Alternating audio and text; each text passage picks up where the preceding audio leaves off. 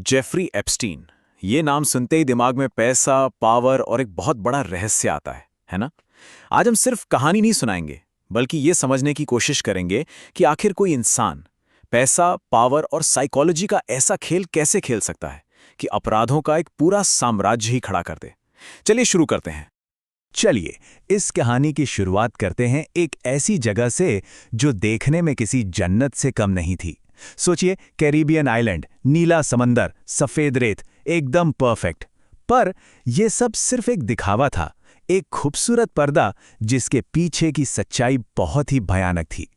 तो सबसे पहले बात करते हैं उसी जगह की, वो द्वीप जो इस पूरे नेटवर्क का सेंटर था और जो बाद में एक ग्लोबल स्कैंडल का ग्राउंड जीरो बन गया।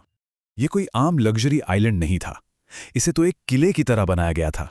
खुद के हेलीपैड्स, प्राइवेट डॉक्स और चारों तरफ इतनी टाइट सिक्योरिटी कि परिंदा भी पर न मार सके। मतलब साफ था, यहां आम आदमी या मीडिया का आना सख्त मना था। इसे बेचा गया था दुनिया के सबसे अमीर और पावरफुल लोगों के लिए एक प्राइवेट जन्नत के तौर पर। लेकिन हकीकत इससे बिल्कुल अलग और बहुत डरावनी थी। ये तथाकथित स्वर्ग असल में युवा लड़कियों की तस्करी का एक हब था। उन्हें पैसे, अच्छी नौकरी या एक बेहतर जिंदगी का सपना दिखाकर यहां फंसाया जाता था, और एक बार यहां आने के बाद उनकी दुनिया ही बदल जाती थी। एक ऐसी दुनिया जहां न कोई कानून था, न सहमति और न ही कोई न्याय। और देखिए, ये मामला जो फ्लोरिडा के पाम बीच से एक छोटे मोटे अपराध की तरह शुरू हुआ था, देखते ही देखते एक बहुत बड़ा ग्लोबल स्कैंडल बन गया। तो अब आते हैं इस कहानी के मेन किरदार पर, वो आदमी जो इस पूरे साम्राज्य के बीचों बीच बैठा था, जेफरी एप्स्टीन। सबसे बड़ा सवाल तो यही है कि एक मामूली से परिवार का लड़का आखिर दुनिया के सबसे पावरफुल लोगों के सर्कल में पहुंचा कैसे? जरा इस टाइमलाइन पर नजर डालिए। ये अपने आप में एक पहेली है। न्यूयॉर्क के ब्रुकलिन में एक मिडिल क्लास फैमिली में पैदा हुआ, कॉलेज की डिग्री तक पूरी नहीं की, करियर शुरू किया एक स्कूल में मैथ्स और फिजिक्स टीचर बनकर, और फिर अचानक बिना किसी डिग्री, बिना किसी एक्सपीरियंस के सीधा वॉल स्ट्रीट के एक टॉप इन्वेस्टमेंट बैंक में एंट्री। ये कैसे हुआ? और ये वही सवाल है जिसने सालों तक बड़े बड़े इन्वेस्टिगेटर्स का भी सिर घुमा दिया।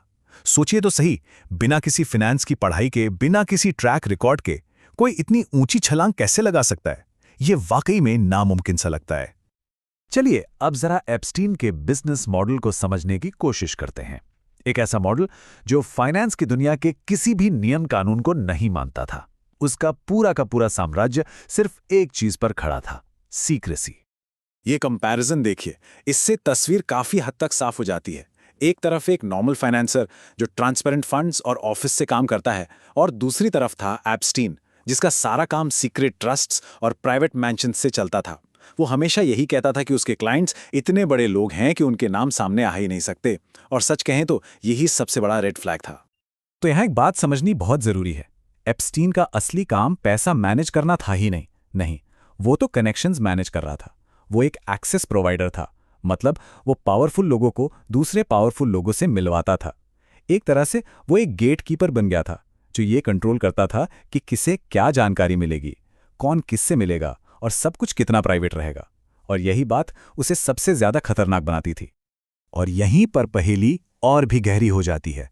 आप देखिए, एप्स्टीन के नाम पर कोई बड़ा हेज फंड नहीं है, कोई फेमस आईपीओ नहीं है, मतलब कोई पब्लिक सक्सेस स्टोरी है ही नहीं। इसके बावजूद उसकी दौलत बढ़ती ही जा रही थी। तो सवाल फिर वही है, आखिर ये पैसा आ कहां से रहा था?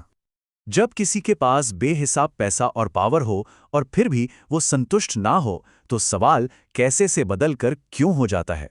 आखिर ऐसे विनाशकारी काम करने के पीछे की साइकोलॉजी क्या होती है? चलिए इसे समझने के लिए थोड़ा मनोविज्ञान की तरफ चलते हैं। जरा सोचिए, जब किसी के पास अनलिमिटेड दौलत हो, बेहिसाब ताकत हो, मतलब जब सब कुछ हो, तब भी वो इंसान आखिर किस चीज की तलाश में होता है? यही सवाल हमें इस केस के बिल्कुल कोर में ले जाता है। एक थ्योरी ये कहती है कि कुछ लोगों के लिए खुशी का मतलब सैटिस्फैक्शन नहीं, बल्कि थॉटलेसनेस यानी विचार शून्यता होता है। मतलब एक ऐसी स्टेट जहां दिमाग में कोई भी ख्याल ना आए। ये असल में अपने ही दिमाग से, अपने ही विचारों से भागने की एक बेचैन कोशिश है। और ये बहुत दिलचस्प है, देखिए, हर वो काम जो हमें थोड़ी देर के लिए थॉटलेस बना दे, जैसे कोई मूवी देखना या सोशल मीडिया स्क्रॉल करना, वो हमें एक तरह की खुशी का एहसास देता है। अब ये थ्योरी कहती है कि कुछ लोगों में ये थॉटलेस होने की ज़रूरत इतनी ज़्यादा बढ़ जाती है कि वो इसे पाने के लिए किसी भी हद तक जाने को तैयार हो जाते हैं। तो चलिए इस साइकोलॉजिकल थ्योरी को एक साइकिल के तौर पे समझते हैं कि कैसे किसी के अंदर की बेचैनी उसे इतने विनाशकारी कामों की तरफ धकेल सकती है। ये एक विशियस साइकिल है, एक दुष्चक्र। देखिए, ये शुरू होता है जिंदगी की चुनौतियों से। इसकी वजह से दिमाग में बहुत ज़्यादा विचार आने लगते हैं। इन विचारों से अंदर एक बेचैनी पैदा होती है। ये बेचैनी धीरे धीरे स्ट्रेस और एंग्जाइटी बन जाती है, और फिर इसी स्ट्रेस से बचने के लिए इंसान कोई ना कोई विनाशकारी रास्ता ढूंढने लगता है। और यहाँ हम उस कनेक्शन को बिल्कुल साफ साफ देख सकते हैं। जब अंदर बेचैनी होती है तो लोग अक्सर वेब सीरीज या सोशल मीडिया में खो जाते हैं। जब एंग्जाइटी बढ़ती है तो ड्रग्स या शराब का सहारा लिया जाता है। और जब अंदर से खालीपन महसूस होता है तो उस खालीपन को भरने के लिए लोग कंपल्सिव सेक्स जैसे खतरनाक रास्तों पर भी निकल पड़ते हैं। तो इसका मतलब क्या हुआ? इसका मतलब यह है कि असली प्रॉब्लम वो भागने के रास्ते नहीं है, नशा या कुछ और नहीं। असली चुनौती तो वो अंदर की बेचैनी है, वो उथल पुथल है जो किसी को भी उन रास्तों पर जाने के लिए मजबूर कर देती है। और आखिर में ये सब हमें एक बहुत बड़े सवाल पर लाकर छोड़ देता है। क्या इंसानी तकलीफों का हल अपने ही विचारों से भागने में है या फिर उनका सामना करने में? ये एक ऐसा सवाल है जिसका जवाब शायद हम सबको अपने अंदर ही खोजना होगा। जेफरी एप्स्टीन की कहानी वाकई में बहुत सारे मुश्किल सवाल खड़े करती है। अगर इस विश्लेषण से आपको इन सवालों को समझने में थोड़ी भी मदद मिली हो तो इसे लाइक और शेयर जरूर करें ताकि ये और लोगों तक भी पहुंच सके। बहुत बहुत धन्यवाद।